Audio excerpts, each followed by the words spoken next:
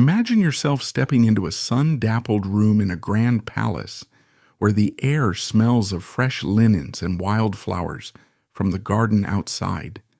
A young girl sits by the window, her fingers deftly working a needle through fabric, her gray eyes thoughtful and steady. This isn't just any girl, she's Tatiana, the second daughter of Russia's last Tsar, a princess whose life was a tapestry of privilege, duty, and unimaginable sorrow. Today, let's walk alongside her, uncovering the quiet strength and hidden heartaches that made her more than a footnote in history. She was the one they called the governess of her family, the steady hand in a storm that would engulf them all. The world of Imperial Russia, setting the stage. Russia at the turn of the 20th century stood as a vast empire on the cusp of profound transformation, its immense territory stretching from the Baltic Sea to the Pacific Ocean, encompassing diverse peoples, climates, and cultures. The Romanov dynasty, which had governed for over 300 years since Michael Romanov ascended the throne in 1613, maintained a rule that blended ancient, autocratic traditions with the glittering opulence of European courts. This era was defined by stark contrasts. In urban centers like St. Petersburg, the capital pulsed with lavish balls, grand operas, and ballets at venues such as the Mariinsky Theater, where the elite displayed their wealth in silks and jewels under crystal chandeliers. Meanwhile, in the rural countryside, millions of peasants labored under the remnants of feudal systems, bound to the land with limited rights, enduring harsh winters and meager harvests that fueled growing discontent. Industrialization was rapidly advancing, with factories sprouting in cities like Moscow and Petrograd, drawing workers from villages and sparking labor unrest amid poor conditions and low wages.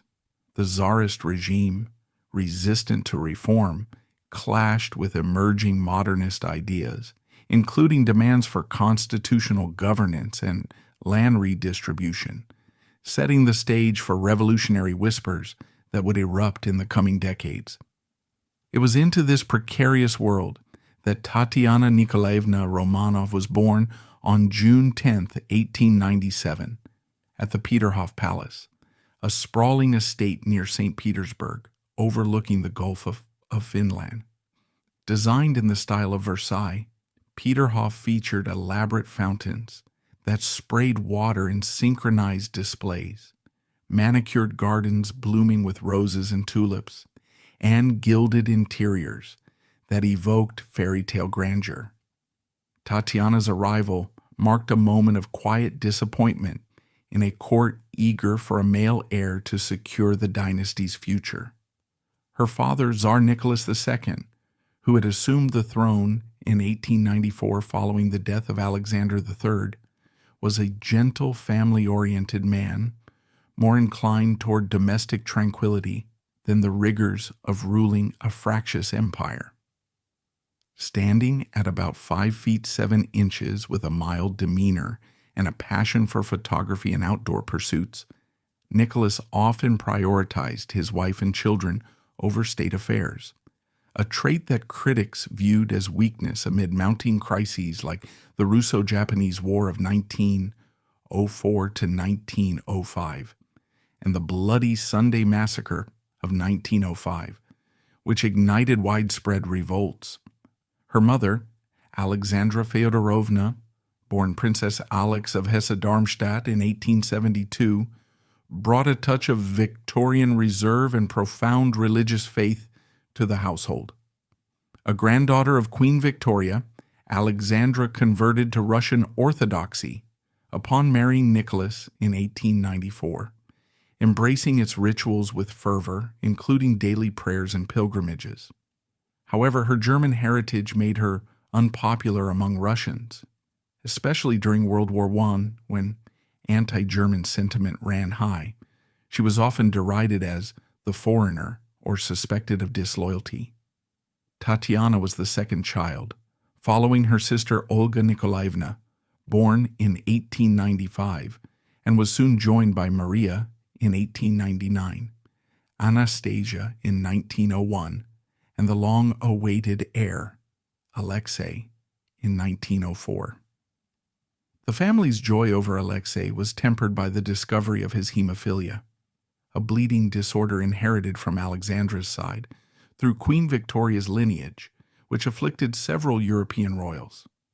This secret burden weighed heavily on the parents, leading to isolation and reliance on controversial figures like Grigory Rasputin for relief, further alienating the court and public. Tatiana grew up in opulent yet disciplined environments, primarily at the Alexander Palace in Tsarskoye Selo, a neoclassical residence about 15 miles south of St. Petersburg, surrounded by expansive parks and lakes.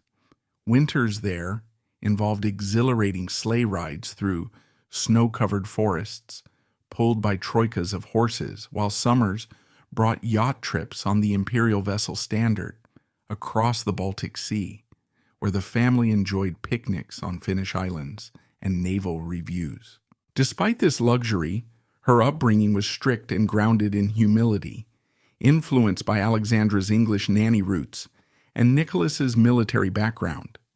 The sisters slept on hard camp beds without pillows to build character, took invigorating cold baths each morning regardless of the season, and learned practical skills like sewing, knitting, and embroidery, often producing items for charity bazaars to aid the poor or wounded soldiers. Education was rigorous but home-based, with tutors teaching languages, French as the court tongue, English from their mother, and Russian, alongside history, music, and dance. Tatiana excelled in these, developing a love for reading and a poised demeanor that mirrored her mother's elegance.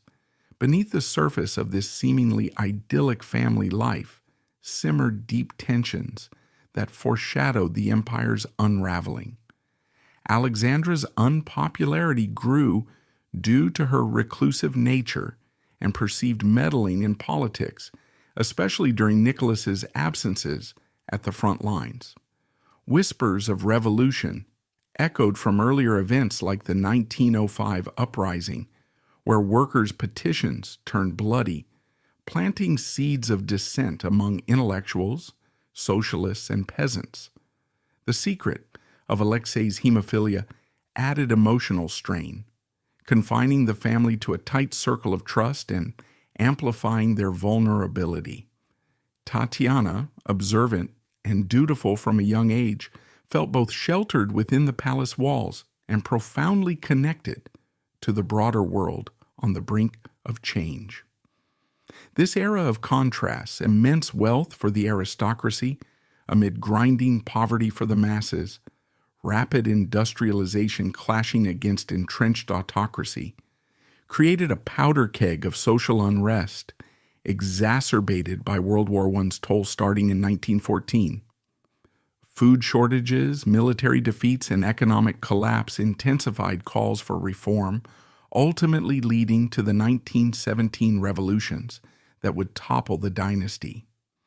In this volatile context, Tatiana's life unfolded, shaped by privilege, faith, and the ever-present shadow of the throne, preparing her unwittingly for the dramatic upheavals that would define and tragically curtail her short existence at just 21 years old. Birth and early childhood. A princess emerges, 1897 to 1910. Tatiana Nikolaevna Romanov entered the world on June 10, 1897, at the Peterhof Palace, a magnificent estate near St. Petersburg, where the Gulf of Finland shimmered under summer light and fountains sculpted the air with their delicate sprays. Born to Tsar Nicholas II and Tsarina Alexandra, Tatiana was the second child and second daughter in a court that ached for a male heir. Weighing nearly 9 pounds, her birth was a grueling ordeal for Alexandra, whose labor left her exhausted and tearful, not from pain alone, but from the quiet disappointment rippling through the imperial circle. The Russian Empire, steeped in tradition, yearned for a son to secure the Romanov dynasty, and Tatiana's arrival, though celebrated within the family, carried a subtle undercurrent of unmet expectations. Her father, a gentle man with a romantic streak, chose her name from Alexander Pushkin's novel Eugene Onegin, evoking the poetic heroine Tatiana Larina, a nod to his own sentimental nature. This choice hinted at the depth he saw in his daughter, a depth that would soon define her role in the family. From her earliest years, Tatiana stood out as a calm, observant child, her dark auburn hair framing gray eyes that seemed to absorb the world with quiet intensity. She was reserved yet perceptive, often watching her surroundings with a stillness that belied her young age. Her closest companion was her older sister Olga, just 2 years her senior, and together they were dubbed the Big Pair by their family, a nickname reflecting their inseparable bond. The two shared a bedroom in the Alexander Palace at Tsarskoye Selo, its walls painted in soft mauves and whites, where they would lie awake whispering about their dreams, their giggles muffled by the heavy drapes. Their room was a sanctuary of sorts, adorned with simple furnishings despite their royal status. No plush comforts here, as their upbringing was deliberately austere. They slept on hard camp beds without pillows, took cold baths each morning to build resilience, and learned to sew and knit for charitable causes, tasks that instilled a sense of duty from childhood.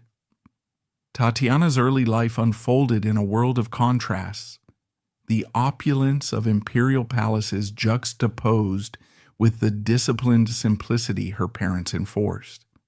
The Romanov court glittered with grand balls and ceremonies, yet Nicholas and Alexandra sought to shield their children from decadence, fostering a family life rooted in faith and responsibility. Tatiana, even as a toddler, showed a nurturing streak, often tending to her younger siblings, Maria, Anastasia, and later Alexei, the longed-for heir born in 1904. Her bond with Olga was particularly deep, forged through shared games in the sprawling palace gardens, where they chased butterflies or staged imaginary adventures among the rose bushes.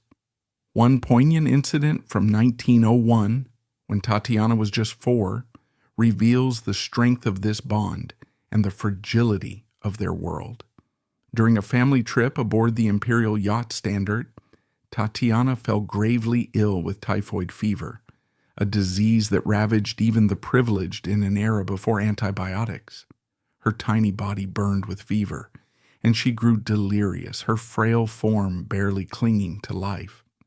When she finally recovered, her first lucid moment was heartbreaking. She looked at Olga, who had kept vigil by her bedside, and asked, "Are you the new nurse?" The confusion pierced Olga's heart, a stark reminder of how illness could fracture even their closest ties. This brush with death left a mark on Tatiana, strengthening her resolve and deepening her empathy, qualities that would define her later years.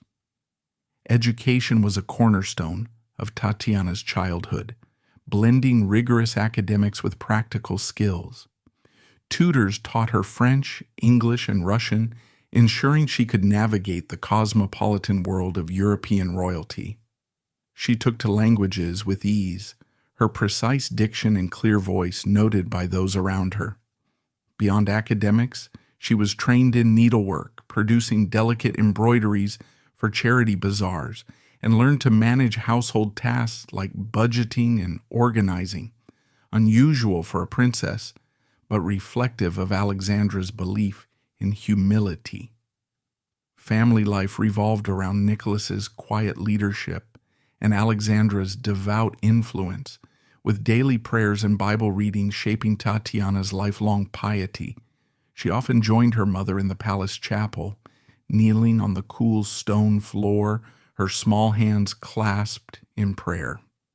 By age 8, she was reading scripture aloud to her siblings, her steady voice a comfort during evening gatherings.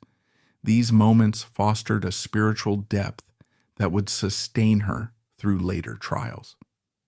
Tatiana's role as a caretaker emerged early, particularly with her younger siblings. When Alexei was born with hemophilia, a secret closely guarded by the family, Tatiana took on a protective role, soothing him during minor injuries with gentle stories or songs. Her discipline was balanced by warmth. She organized games like hide and seek in the palace's endless corridors, ensuring fairness when disputes arose. By age 10, she was already showing signs of the leader she would become, earning the nickname the governess from her siblings, for her knack at resolving squabbles with a fairness that commanded respect. She once settled a heated argument over a toy by proposing a rotation schedule, a solution so practical it left her siblings in awe. Her childhood, though privileged, was not without challenges. The court's expectations, the weight of Alexandra's unpopularity as a foreign Tsarina, and the growing unrest in Russia cast subtle shadows over her early years. Yet within the palace walls, Tatiana found joy in small things, sketching flowers in her notebook, braiding Maria's hair, or stealing extra jam tarts from the kitchen with Anastasia. These moments of innocence, set against the grandeur of imperial life, shaped a girl who was both a princess and a deeply human figure, poised to face a world on the brink of upheaval. Teenage years, developing grace and leadership, 1911 to 1914.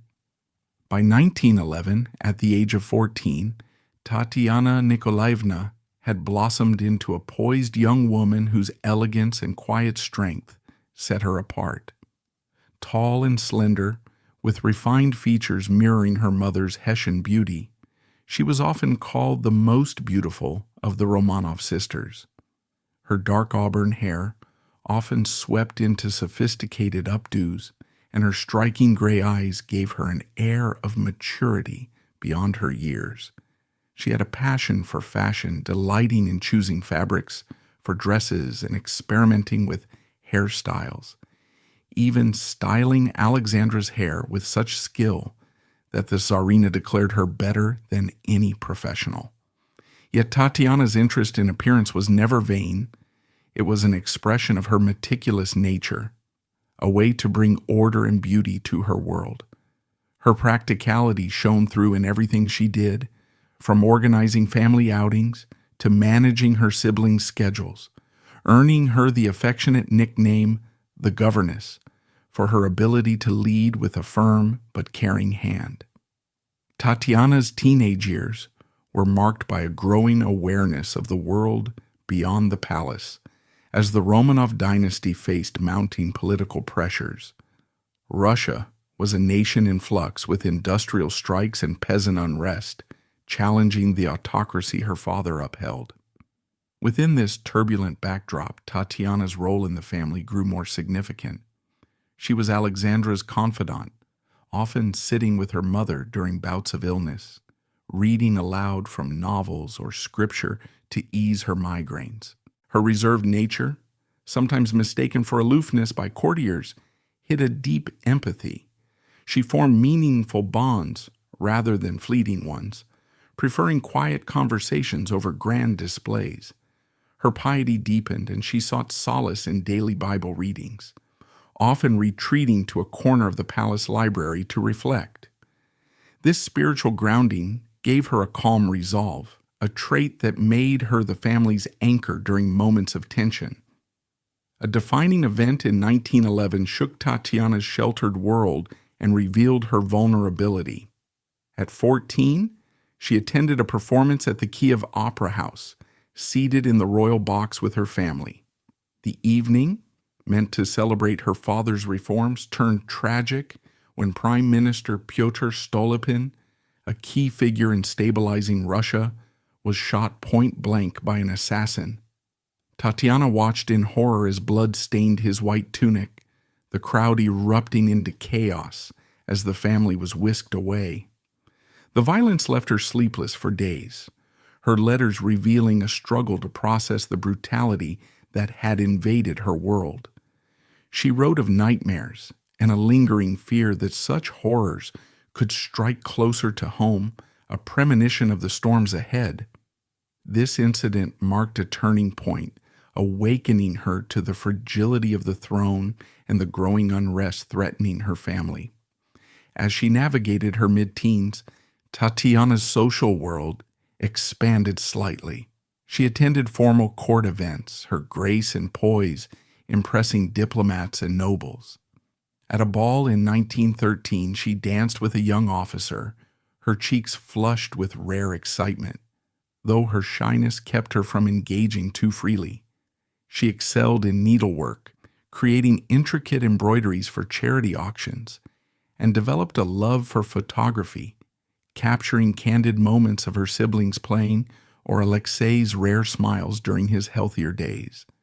Her photographs, preserved in family albums, show a keen eye for composition, often framing her subjects against the soft light of Tsarskoye Selo's gardens.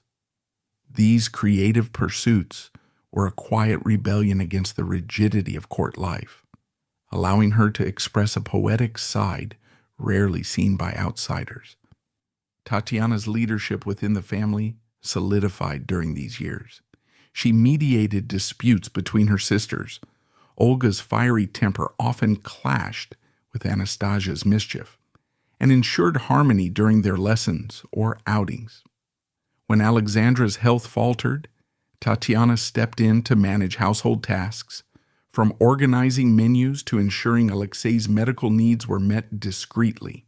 Her empathy extended beyond the family. She once spent an afternoon teaching a palace maid to read, a small act of kindness that earned her quiet loyalty from the staff.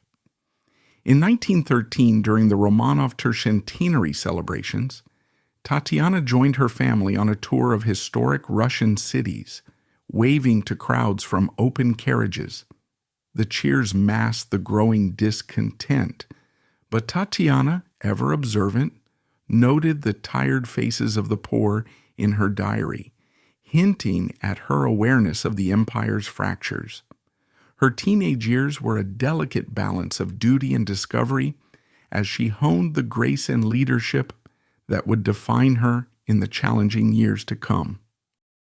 World War I, duty on the front lines, 1914 to 1916. The outbreak of World War I in July 1914 transformed the life of Grand Duchess Tatiana Nikolaevna, then just 17 years old, from one of relative seclusion in the imperial palaces to a demanding role on the home front that would test her resilience and reveal her innate sense of duty.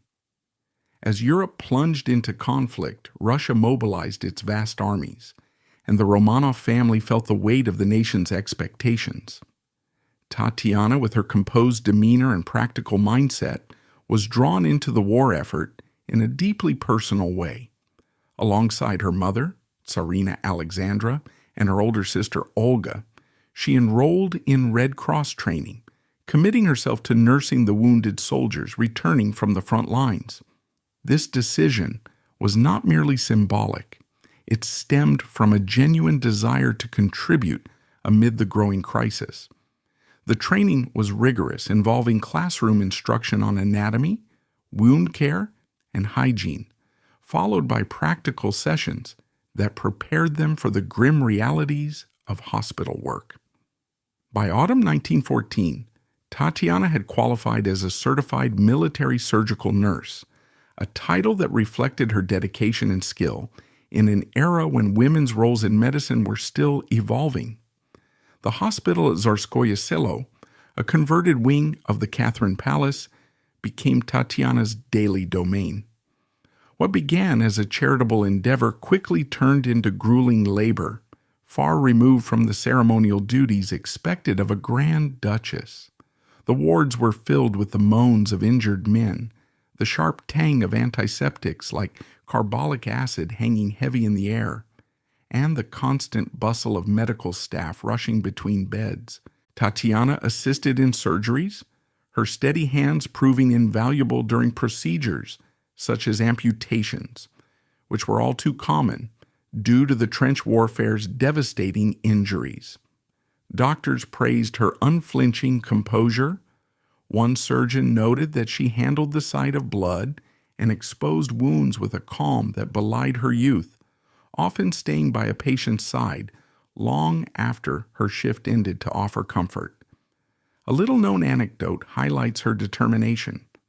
During a particularly busy day, Tatiana insisted on personally boiling silk threads for sutures in a room thick with stifling fumes from the carbolic solution.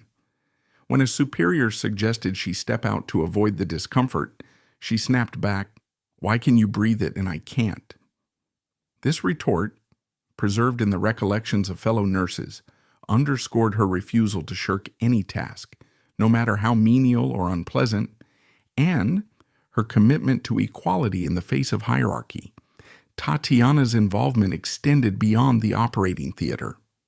In September 1914, her father, Tsar Nicholas II, honored her by establishing the Tatiana Committee for the Relief of War Victims, a charitable organization dedicated to aiding refugees and the wounded. This was no token gesture. Tatiana took an active role in its operations, overseeing the distribution of essential supplies like food parcels, clothing, and medical kits across the empire.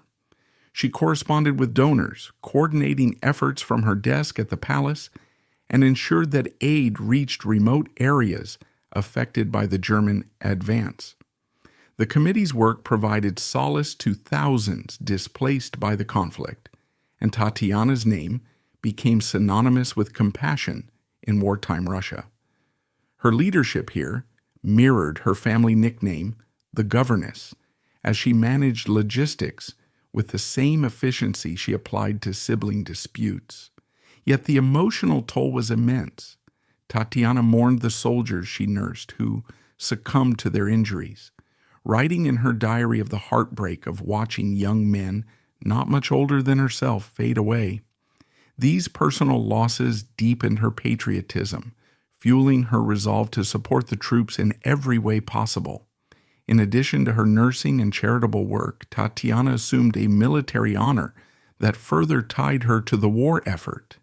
She was appointed honorary colonel of the Vosnesenski Lancers Regiment, a prestigious cavalry unit.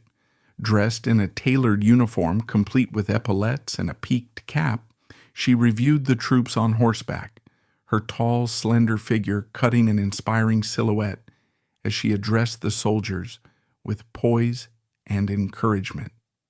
These parades boosted morale, with Tatiana's presence symbolizing the royal family's solidarity with the army. However, not all interactions were uplifting. In one incident, officers from the regiment presented Olga with a gift, a reproduction of Michelangelo's nude statue of David, which Tatiana found scandalous.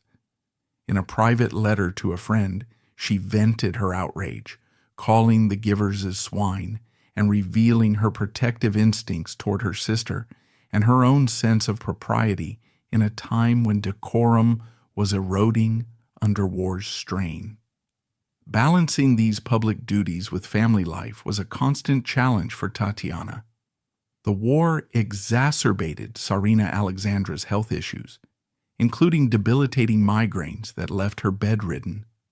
Tatiana often sat by her mother's side, reading aloud from books or the Bible to provide distraction and comfort, their bond strengthened by shared faith.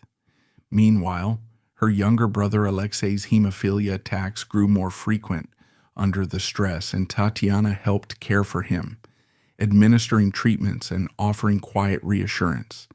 These family responsibilities intertwined with her hospital work, creating a rhythm of exhaustion and purpose.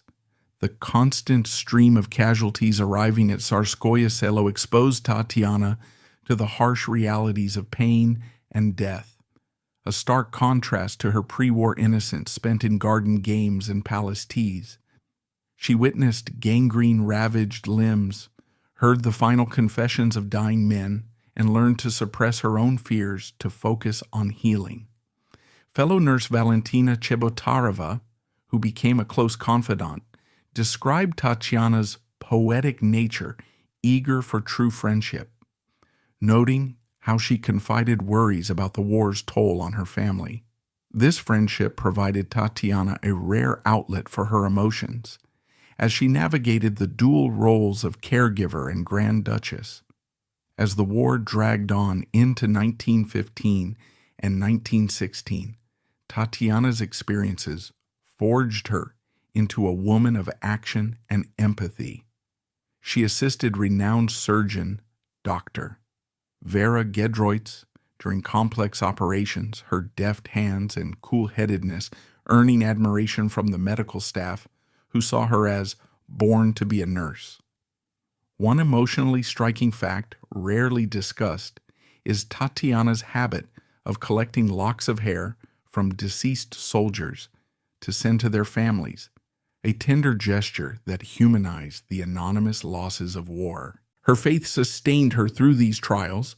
She often prayed in the hospital chapel, seeking strength amid the suffering. By 1916, as Russia's military fortunes waned with heavy defeats, like the Brusilov offensive, Tatiana's work took on greater urgency, with the hospital overflowing and supplies dwindling. These years not only tested her physical endurance, but also deepened her understanding of human fragility, shaping a young woman whose quiet strength would be called upon in even darker times ahead.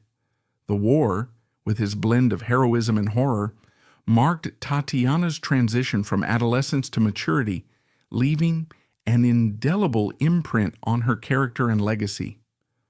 Personal relationships and the Shadow of Rasputin, 1907 to 1916.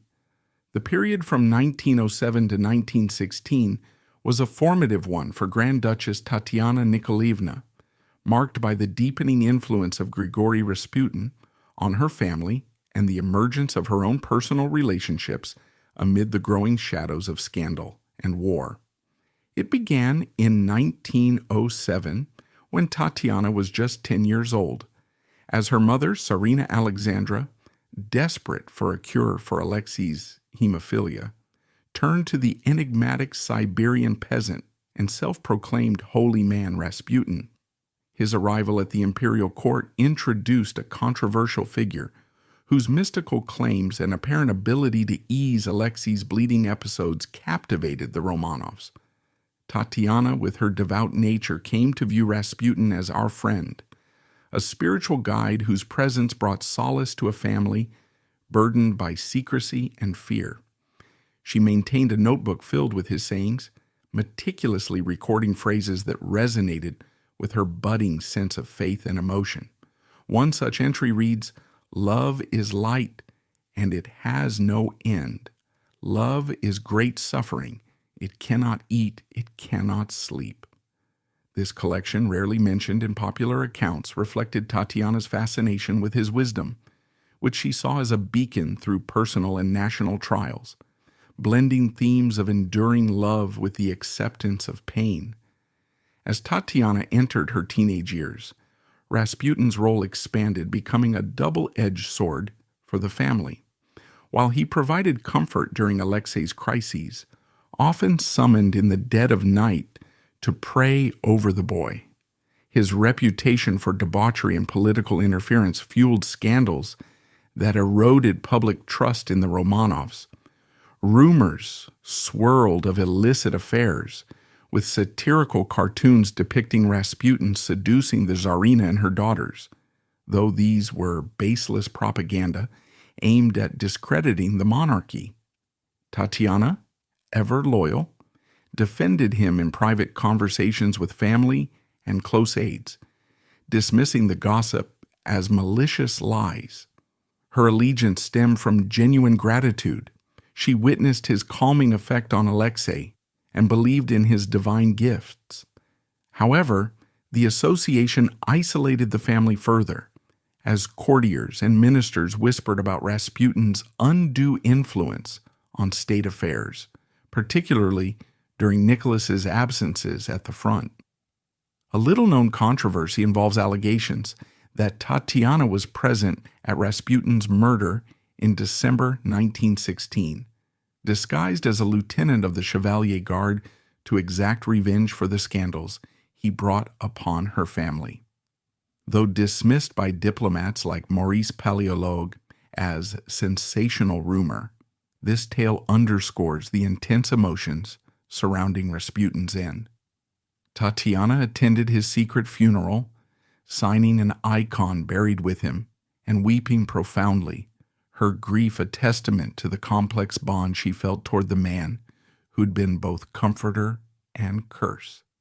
Amid this familial turmoil, Tatiana's personal world began to include romantic whispers, adding layers of youthful emotion to her reserved character. Her infatuations were innocent, sparked by the proximity of handsome officers during court events and wartime visits. One such crush was on Dmitry Yakovlevich Malama, a cavalry officer who served in her Vosnesensky Lancers regiment. He gifted her a French bulldog named Ortipo, a token of affection that Tatiana cherished, often walking the dog in the palace gardens while daydreaming of him. Another was Vladimir Kiknadze, with whom she exchanged stolen glances and letters filled with subtle longing. These relationships remained chaste, confined to the strict protocols of royal life, but they stirred Tatiana's heart, hinting at unspoken desires in her diary entries. There were even diplomatic discussions of marriage alliances to Prince Alexander of Serbia or the future Edward VIII of England, but the escalating war dashed these prospects, leaving Tatiana to ponder alternate paths in quiet moments. Her shyness often masked these feelings. Outsiders perceived her as arrogant, but those close knew her reticence concealed a warm, empathetic heart, eager for connection. Tatiana's closest relationship, however, was with her mother, Alexandra, a bond unbreakable and rooted in shared faith and quiet understanding. She spent hours reading to Alexandra during her migraines, selecting passages from religious texts or novels to ease the pain, their conversations delving into spiritual matters that fortified both. In a letter to her father during the war, Tatiana wrote, "I pray that God makes me a better person," revealing a humble self-awareness uncommon in royalty and a desire for personal growth amid chaos. This humility extended to her interactions. At age 14, when phoning a nurse's home to inquire about a colleague, she introduced herself simply as Sister Romanova II, eschewing her grand title in a glimpse of her egalitarian spirit. During her nursing duties, which overlapped with this period, Tatiana fell quietly in love with some of the wounded soldiers she cared for, her diary hinting at the ache of unfulfilled dreams and the tenderness she felt toward their suffering. Another overlooked aspect of Tatiana's relationships was her favoritism toward certain officers on the Imperial Yacht Standard, where the family spent summers. Nikolai Nikolaevich Rodionov stood out as her preferred companion, engaging her in light-hearted conversations during cruises on the Baltic Sea. These interactions, though platonic, provided rare moments of joy, with Tatiana confiding in letters about his kindness. Like her sisters, she navigated these crushes with discretion, aware of the scrutiny on the Romanovs. The shadow of Rasputin complicated these personal spheres. Rumors linked him romantically to the Grand Duchesses, fueling public outrage and adding to Tatiana's isolation. Yet she remained steadfast, focusing on family unity. An emotionally striking fact is Tatiana's private defense of Rasputin to her sisters, arguing that his flaws were outweighed by his help for Alexei, a stance that highlighted her loyalty and maturity. By 1916, as Rasputin's murder marked the end of this era, Tatiana's relationships had evolved under the pressures of war and scandal. Her crushes offered fleeting escapes, while her bond with Rasputin underscored the family's vulnerabilities. These years revealed Tatiana's humanity, her capacity for deep affection, her struggle with public perception, and her unwavering devotion. painting a portrait of a young woman whose inner world was as complex as the empire crumbling around her. The Revolution and Imprisonment, a Family in Exile, 1917 to 1918. The Russian Revolution of 1917 shattered everything, plunging Tatiana and her family into a nightmare of uncertainty and hardship. The February Revolution erupted in Petrograd with widespread strikes and protests against food shortages, war weariness, and the autocratic rule of the Tsar, leading to Nicholas II's abdication on March 15, 1917, after pressure from military leaders and the provisional government. The once mighty Romanov dynasty, which had ruled Russia for over 3 centuries, crumbled in days, transforming the imperial family from rulers to prisoners. Nicholas, now simply Citizen Romanov, and his family were initially confined to the Alexander Palace at Tsarskoye Selo, their once grand home now a gilded prison patrolled by revolutionary guards who treated them with a mix of curiosity and disdain. The palace, with its elegant rooms and vast gardens where Tatiana had spent carefree childhood days, became a symbol of their fallen status, its windows barred and grounds off limits beyond supervised walks. Tatiana, ever the organizer and the family's steady force, helped maintain routines amid the growing restrictions, sewing garments for charity or mending clothes to keep a sense of normalcy, and reading aloud from books or the Bible to uplift spirits during long, monotonous days. She and her sisters, Olga, Maria, Anastasia, and the ailing Alexei, were forbidden from leaving the palace grounds without permission, and even simple pleasures like unrestricted walks in the fresh air turned into tightly supervised outings under the watchful eyes of soldiers. The family's correspondence was censored, and visitors were rare, deepening their isolation. Tatiana, who had thrived as a Red Cross nurse during World War I, keenly felt the loss of purpose. In a letter dated April 16, 1917, to her fellow nurse Valentina Chebotareva, she expressed her frustration. "It is strange to sit in the morning at home, to be in good health and not to go to the change of bandages." This quote reveals her longing for the active role she had played in the hospital at Tsarskoye Selo, where her steady hands and compassionate nature had earned praise from doctors and patients alike. Another letter on May 8, 1917, showed her concern for the nurses, questioning why they did not write directly to her mother, Alexandra, perhaps advocating on behalf of the Tsarina, who was increasingly withdrawn due to health issues and emotional strain. As the months dragged on, the family's confinement took a visible toll. Tatiana's English tutor, Sidney Gibbes, observed that she had grown razor thin and appeared haughtier to outsiders, her inscrutable expression masking the inner turmoil of a young woman stripped of her former life. Her firm, energetic handwriting in letters to Chebotareva contrasted with the fragility of their situation, a little-known detail noted by Chebotareva's son, who later reflected on Tatiana's enduring resilience. The provisional government initially treated them with some leniency, allowing lessons and family time, but the October Revolution in November 1917 brought the Bolsheviks to power, hardening their fate under Lenin's regime, which viewed the Romanovs as symbols of the old order to be eradicated.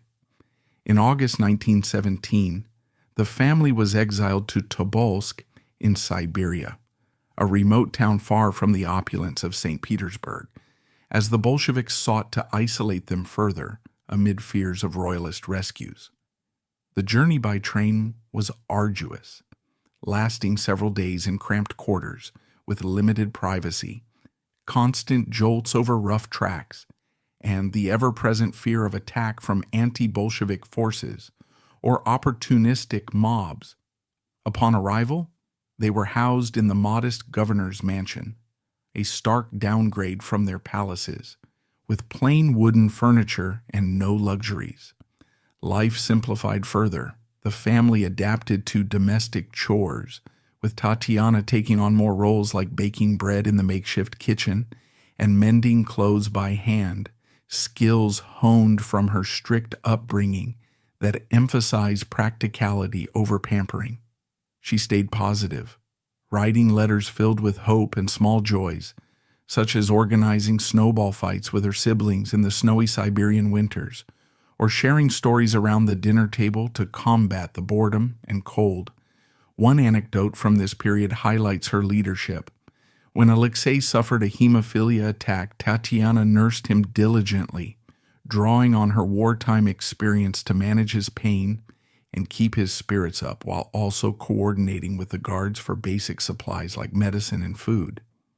But in April 1918, the situation worsened when the Bolsheviks decided to transfer Nicholas, Alexandra, and Maria to Ekaterinburg, a more secure and hostile Bolshevik stronghold, leaving Tatiana, Olga, Anastasia, and Alexei behind in Tobolsk due to Alexei's severe illness. Tatiana played a pivotal role in this separation, persuading her mother to stop tormenting herself and accompany Nicholas, as recalled by the family's tutor, Pierre Gilliard, who noted Alexandra's agony over the decision. Alexandra ultimately chose Tatiana to lead the household in her absence, trusting her level-headed nature to care for the ailing Alexei and manage the remaining siblings. For weeks, Tatiana shouldered this responsibility with quiet resolve, negotiating with the guards for essential supplies like coal for heating and extra rations, while comforting her younger sisters through their separation anxiety. Anastasia's playful antics turned subdued, and Olga's melancholy deepened. During this time, Tatiana, Olga, and Anastasia, along with their ladies-in-waiting, secretly sewed precious stones and jewelry into their clothing, using medicines as a code word in letters to avoid detection. A clever and little-known precaution that symbolized their desperate hope for escape or ransom. This act, done by candlelight in hushed whispers, added a layer of tension to their daily lives, as discovery could mean immediate reprisals. The transfer to Ekaterinburg in May 1918 reunited the family, but under even harsher conditions at the Ipatiev house, ominously dubbed the House of Special Purpose by the Bolsheviks. Gilliard recounted his last sight of the children, Tatiana carrying her beloved dog, Ortipo, and struggling with a heavy brown valise, her feet sinking into the mud as she boarded the transport, with the loyal servant Nagorny attempting to help, but being roughly pushed back by a commissar. This poignant image underscores the physical and emotional hardships of the move, Tatiana's determination shining through despite the degradation. In Ekaterinburg, they faced constant humiliation. Guards mocked them with crude jokes and revolutionary songs, scrawling obscene graffiti on the walls depicting Rasputin and the Tsarina, and restricting their movements to a few cramped rooms with boarded-up windows that blocked out natural light. Outdoor time was limited to brief, supervised sessions in a small garden, where the family clung to routines like prayer and reading.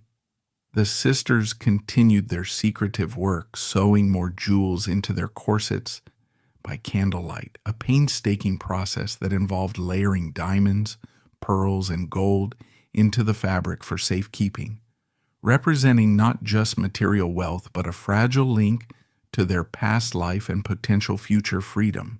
Tatiana baked bread in the sparse kitchen, washed laundry by hand in cold water, and even administered a morphine injection to the family doctor, Eugene Botkin, for his kidney pain on June 30th, 1918, a poignant act of compassion that echoed her nursing days and highlighted her unwavering caregiving role. Despite the degradation, Tatiana remained the family's anchor, often speaking to the guards on behalf of the others when a new, stricter commander forbade fraternization, her poise unbroken even as freedoms dwindled to nothing. She occasionally chatted with more sympathetic guards over tea, inquiring about their families and expressing naive hopes for relocation to England. But one guard's off-color joke once caused her to flee the room pale as death, with Maria scolding the offenders, revealing Tatiana's preserved sense of propriety amid the chaos. On July 14, 1918, during a private church service allowed in the house, Tatiana and her family knelt during the prayer for the dead, an unusual deviation from Orthodox custom that suggested they sensed their impending doom, as noted by the officiating priest who felt a chill at the gesture. Tatiana's final notebook entry, copied from Father Ioan of Kronstadt, read, "Your grief is indescribable. The Savior's grief in the gardens of Gethsemane for the world's sins is immeasurable. Join your grief to his. In it, you will find consolation."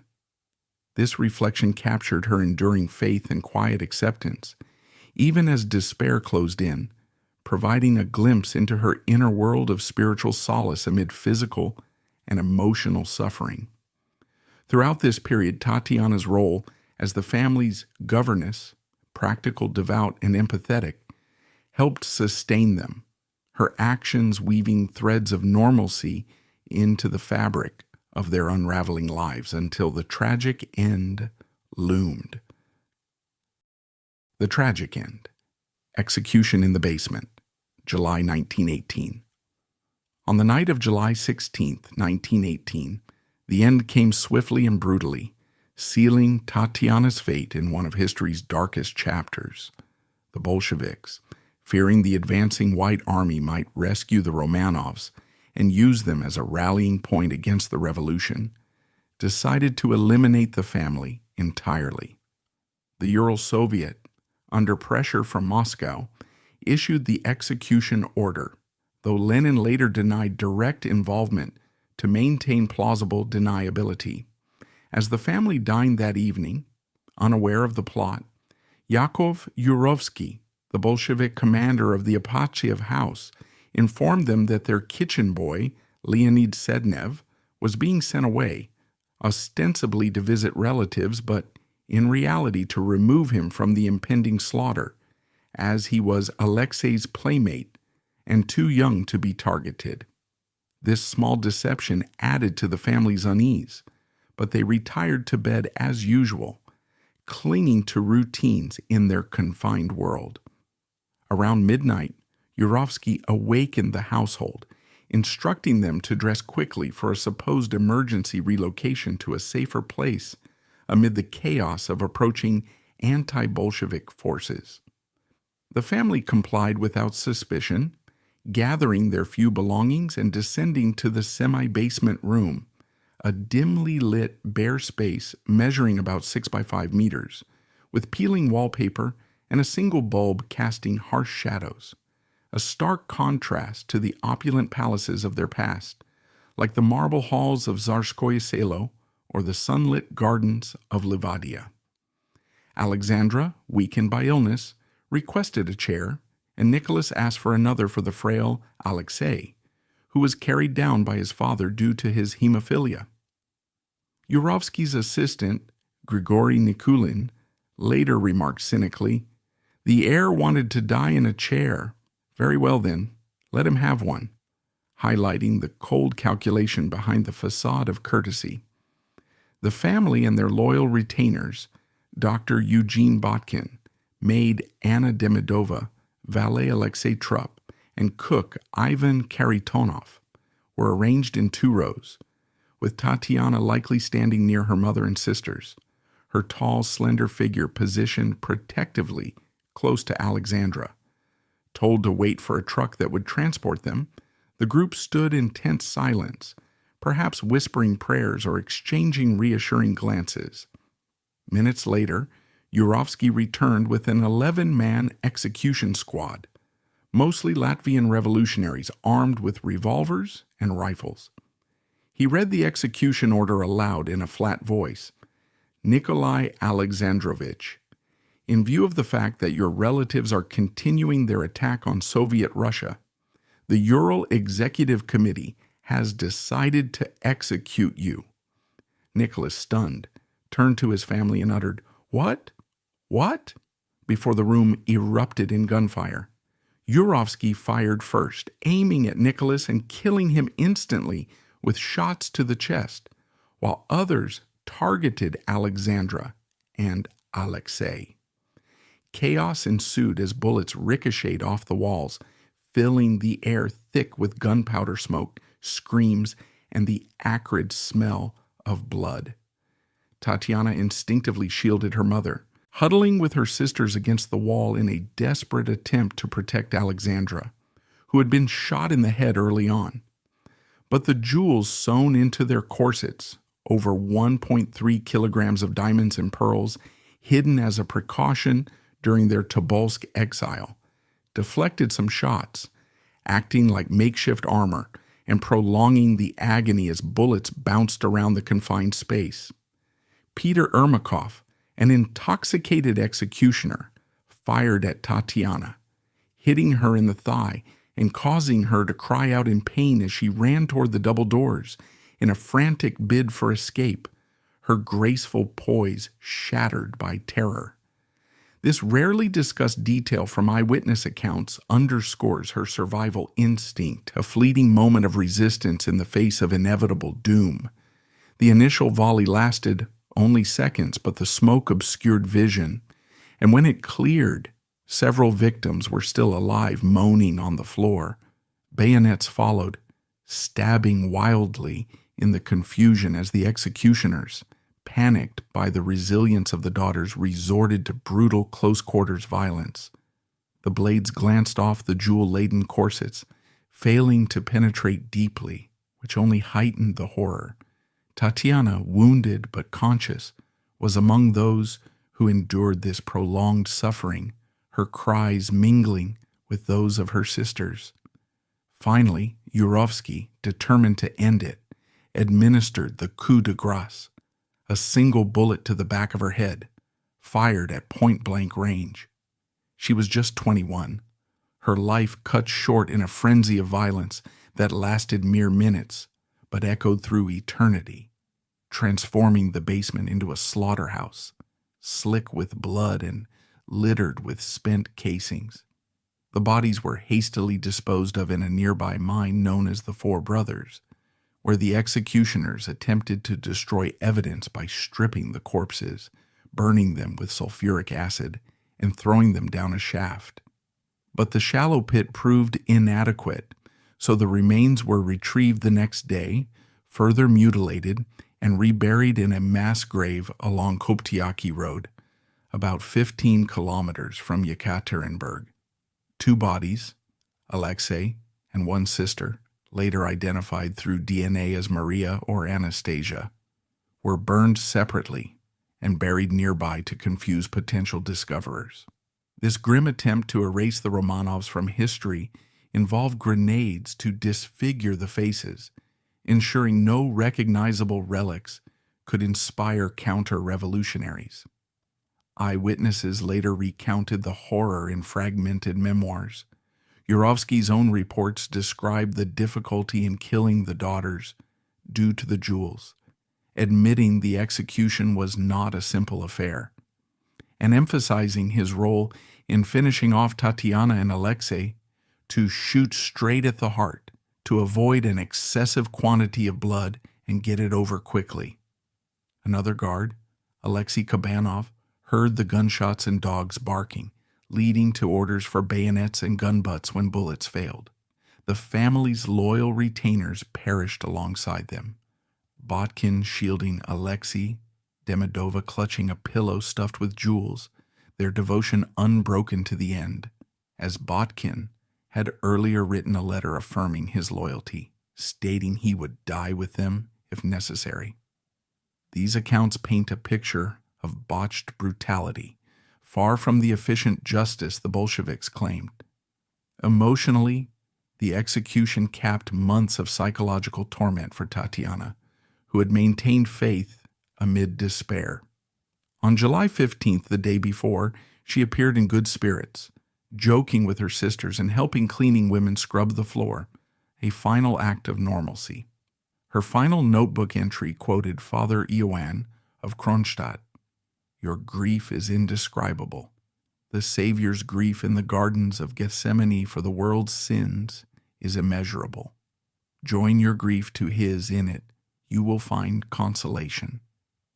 This reflection captured her enduring faith, even as despair closed in, offering a window into her inner strength and spiritual refuge. The family's kneeling during a prayer for the dead on July 14th suggests they intuited their fate, a chilling premonition noted by the priest. Tatiana's death, marked by protective instincts and prolonged suffering, embodies the tragedy of a young woman whose grace and duty were extinguished in senseless violence. Her psychological depth, evident in her humble letters praying to become a better person, forever lost to history's shadows. Controversies and unresolved mysteries, debating the Romanov legacy. The Romanov story is laced with controversies that still spark debate, adding nuance to Tatiana's memory and highlighting the intricate web of scandals, myths, and scientific inquiries that have surrounded the family for over a century. At the heart of many controversies was the family's intimate ties to Grigory Rasputin, the enigmatic Siberian mystic whose influence over Tsarina Alexandra and the imperial household became a lightning rod for public outrage and political intrigue. Rasputin's arrival at the Romanov court in 1906 was initially driven by desperation. Tsarevich Alexei's hemophilia, a genetic bleeding disorder inherited through Alexandra from her grandmother Queen Victoria, left the heir apparent vulnerable to life-threatening episodes. Rasputin, with his purported healing abilities often attributed to hypnosis or simply calming the anxious family, gained unprecedented access to the inner sanctum of the palace. However, this relationship fueled salacious scandals that eroded the monarchy's credibility. Rumors swirled of illicit affairs, with sensational cartoons and pamphlets depicting Rasputin seducing the Tsarina and even her daughters, including Tatiana.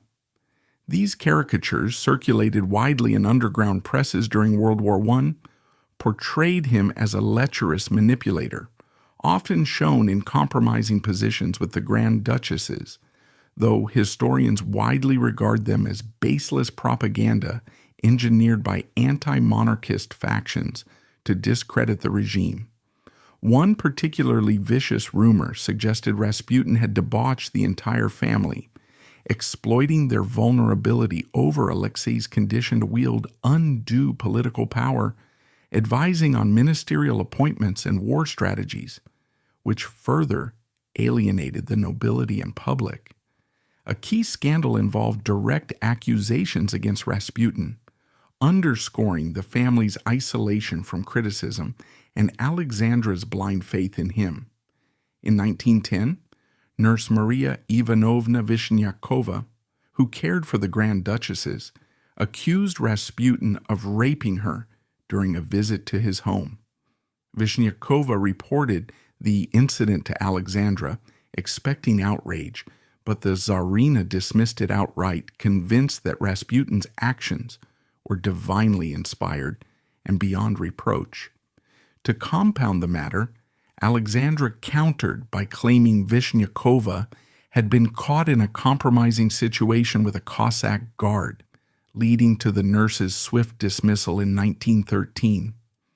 This episode highlighted the Tsarina's unwavering devotion to Rasputin, whom she saw as Alexei's savior, but it also exposed the family's growing detachment from reality as courtiers and even relatives like Grand Duchess Olga Alexandrovna whispered about the mystic's corrupting influence. Another layer of controversy emerged from within the household. Governess Sofia Ivanovna Tyucheva was horrified by Rasputin's unrestricted access to the nursery, where he would bless the children at bedtime, sometimes in their nightgowns. Tyucheva's complaints to Alexandra led to her firing, further illustrating how the family's reliance on Rasputin created rifts and fueled external gossip. These incidents painted a picture of a secluded imperial bubble where faith trumped evidence, contributing to the monarchy's downfall amid rising revolutionary fervor. Whispers also persisted about Tatiana's personal involvement in Rasputin's dramatic end, adding a sensational twist to her otherwise reserved image. In December 1916, Rasputin was murdered by a group of aristocrats, led by Prince Felix Yusupov, who lured him to a palace basement with promises of meeting Irina Yusupova. The plot involved poison-laced cakes and wine, followed by shootings and drowning in the Neva River. Amid the chaos, rumors circulated that Tatiana had witnessed the murder, disguised as a lieutenant in the Chevalier Guard regiment, allegedly to exact revenge for the scandals Rasputin had brought upon her family. Some accounts even claimed she saw his castration, a gruesome detail that amplified the tale's shock value. However, contemporary diplomats like Maurice Palaiolog, the French ambassador to Russia, doubted its veracity, viewing it as sensational gossip spread by Yusupov himself to embellish the story. Palaiolog noted in his memoirs that such claims were likely fabricated, as no credible evidence placed Tatiana at the scene, and her known piety and shyness made the idea improbable. This rumor nonetheless reflected the era's atmosphere of intrigue and the public's fascination with the Romanovs' private lives, blurring lines between fact and fiction. After the family's execution in July 1918, controversies shifted to the realm of survival myths, proliferated by the Bolsheviks' initial secrecy and the chaotic disposal of the bodies. The revolutionaries announced only Nicholas's death, claiming the rest of the family had been evacuated, which sparked decades of speculation. Dozens of impostors emerged worldwide, claiming to be escaped Romanovs, with one particularly intriguing myth centered on Tatiana. In his 1993 book, The Romanovs, The Final Chapter, author Robert K. Massey detailed how British agent Richard Meinerzhagen's diaries hinted at a Grand Duchess's rescue by Allied forces, leading author Michael Ockleshaw to speculate in The Romanov Conspiracies, 1993, that Tatiana had been spirited away to England, living incognito as Larissa Tudor until her death in 1925. Tudor's mysterious grave in Kent, inscribed with "Here lies Larissa Tudor, died aged 28," and her unexplained wealth fueled endless speculation about royal impostors. Other myths suggested Tatiana fled to America or Europe, disguised as a Red Cross nurse, leveraging her wartime experience. These tales were amplified by books like The File on the Tsar, 1976, by Anthony Summers and Tom Mangold, which questioned the Bolsheviks' account based on White Army investigations. The myths persisted due to the missing bodies. Initially, the 1991 exhumation near Ekaterinburg revealed 9 skeletons, but 2 were absent, igniting debates over which children survived. DNA tests in the 1990s and 2000s finally quashed these survival myths, providing scientific closure to the controversies. In 1991, a mass grave was exhumed, and mitochondrial DNA analysis, conducted by teams from Russia, the UK, including Dr. Peter Gill, and the USA, compared samples to living relatives like Prince Philip, a maternal relative through Alexandra. The results, published in Nature Genetics in 1994, confirmed the identities of Nicholas, Alexandra, and 3 daughters, including Tatiana. However, the absence of Alexei and one sister, initially thought to be Anastasia, kept debates alive, with some anthropologists arguing it was Maria missing. In 2007, Russian archaeologists discovered 2 burned partial skeletons near the main grave, matching executioner Yakov Yurovsky's memoirs of separate disposal to confuse rescuers. DNA testing in 2008 using advanced nuclear and mitochondrial methods confirmed these as Alexei and the missing sister, definitively proving all perished. The U.S. Armed Forces DNA Identification Laboratory and Russian experts agreed, though initial discrepancies between Russian, Maria missing, and American, Anastasia missing teams lingered until resolved in 2008. These tests not only debunked imposters like Anna Anderson, who claimed to be Anastasia, but also highlighted Tatiana's potential as a hemophilia carrier, tying into Alexandra's profound guilt over passing the royal disease to Alexei.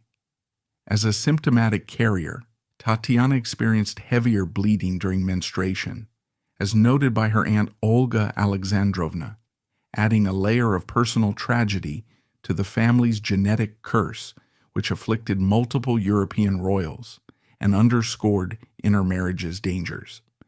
These tales and debates reflect history's complexity. Were the Romanovs innocent victims of revolutionary zeal, or symbols of a failed autocratic regime that ignored Russia's social ills? Nicholas's indecisiveness during World War I and the 1905 revolution, combined with Alexandra's German heritage amid anti-German sentiment, painted them as out-of-touch tyrants to many. Yet sympathizers view them as martyrs to Bolshevik terror, a narrative bolstered by their canonization.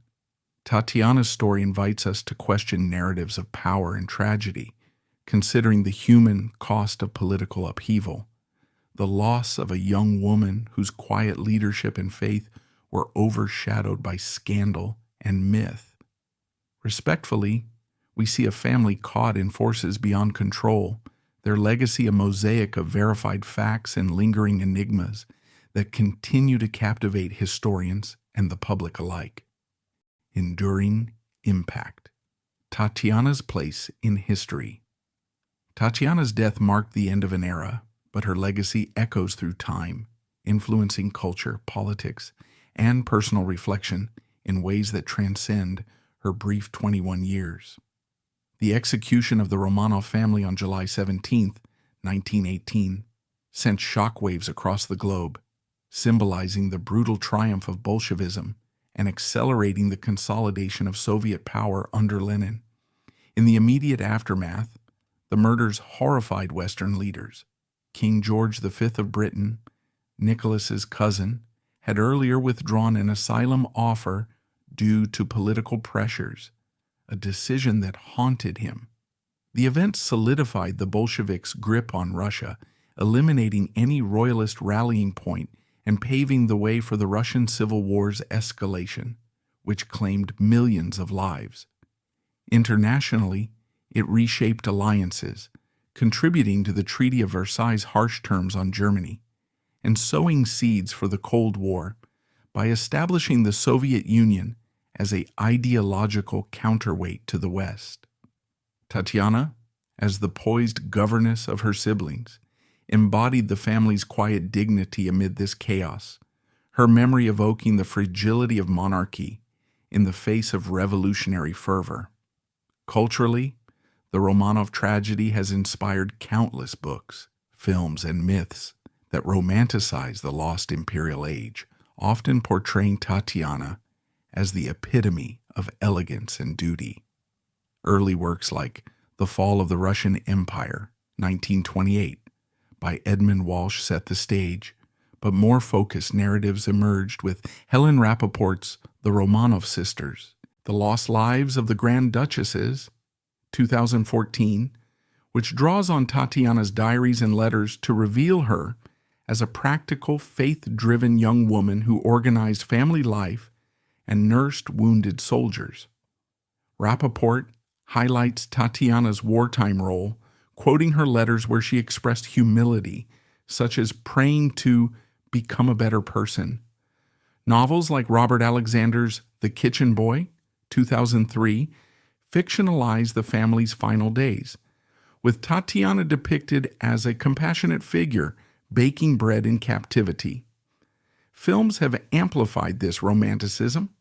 The 1956 Anastasia, starring Ingrid Bergman, focuses on her sister, but includes Tatiana in ensemble portrayals, while the 1971 Nicholas and Alexandra shows her nursing scenes, emphasizing her Red Cross work. Animated films like 1997's Anastasia perpetuate survival myths, though Tatiana appears peripherally as the graceful sibling. Documentaries such as National Geographic's Ghosts of the Russian Royal Family, 2025 update, explore the family's haunting legacy, using AI reconstructions of Tatiana's photographs to bring her to life. Books like Tatiana Romanov, Daughter of the Last Tsar, Diaries and Letters, 1913 to 1918, 2016, edited by Nicholas B. A. Nicholson, provide intimate glimpses, with entries revealing her love for fashion and deep bond with Alexandra, humanizing her beyond tragedy.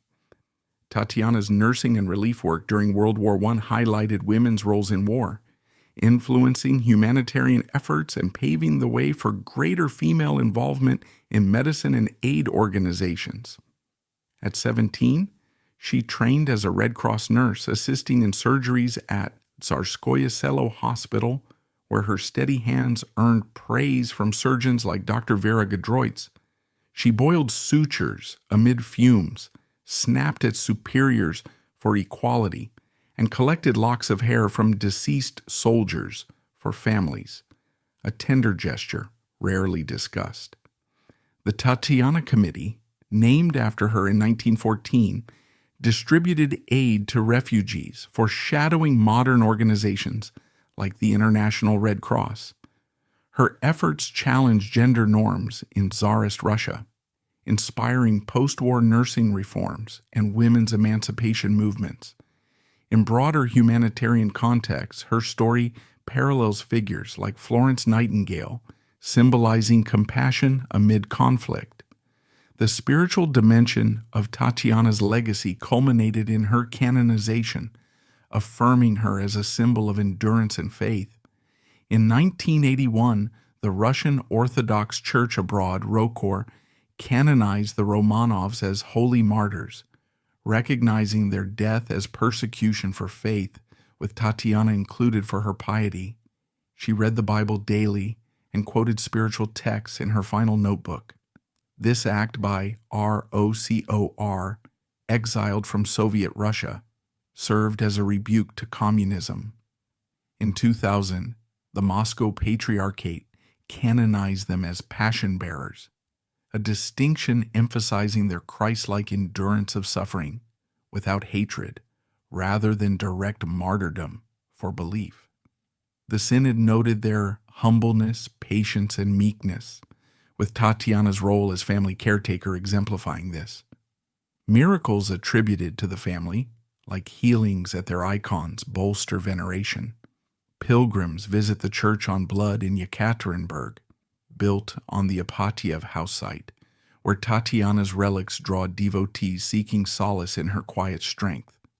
Her remains, buried in St. Petersburg's Peter and Paul Cathedral on July 17, 1998, exactly 80 years after the execution, draw pilgrims and tourists, serving as a site of reconciliation between Russia's imperial past and its modern identity.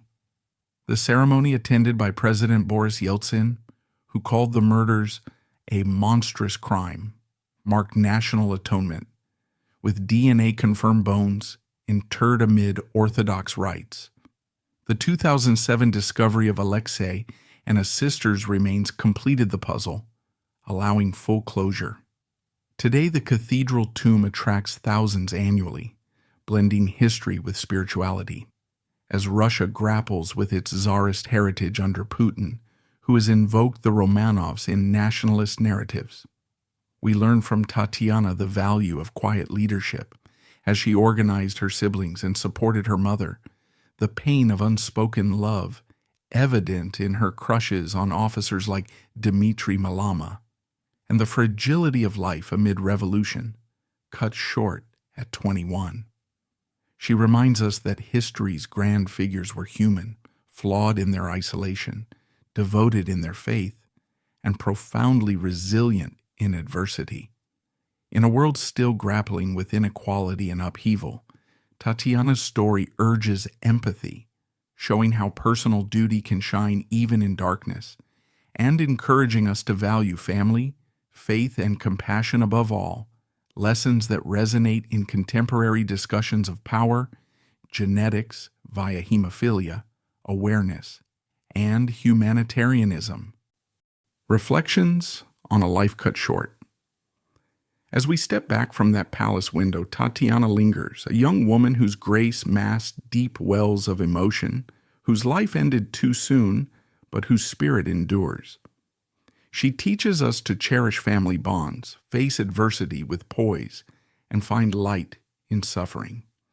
Thank you for joining me in remembering her. May her story inspire reflection on our own fragile journeys, reminding us that even in the face of tragedy, humanity's quiet strengths can leave an indelible mark.